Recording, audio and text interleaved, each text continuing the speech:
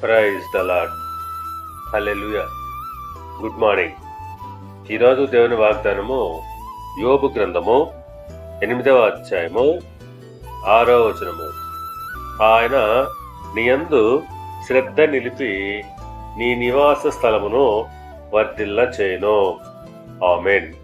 క్రీస్తునందు పిల్లగా యోబు స్నేహితుడైన బిల్దదు యోబుతో ఈ మాట చెప్పుచున్నాడు.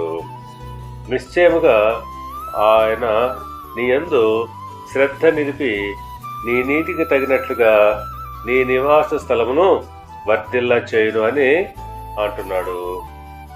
ఆ ప్రకారంగానే ఈ వాగ్దానము యోబు జీవితంలో నెరవేరింది.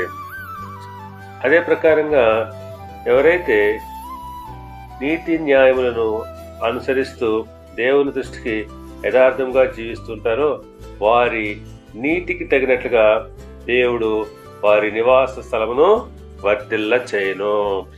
సామెతల గ్రంథము 14వ అధ్యాయము 11వ వచనం ప్రకారంగా యథార్థవంతుల గుడారము వర్ధిల్లును. అవును, యథార్థవంతుల గుడారము దేవుడు వర్ధిల్ల చేస్తాడు. కనుక పిల్లరా, మనము దేవుని దృష్టికి నీతి న్యాయములు అనుసరిస్తూ జీవిస్తూ ఉన్నట్లయితే తప్పకుండా ఆయన మన నివాస స్థలాన్ని వర్ధిల్లింప చేస్తాడు. దేవుడు మిమ్మల్ని దీవించి ఆశీర్వదించి వర్ధిల్ల చేయునుగాక.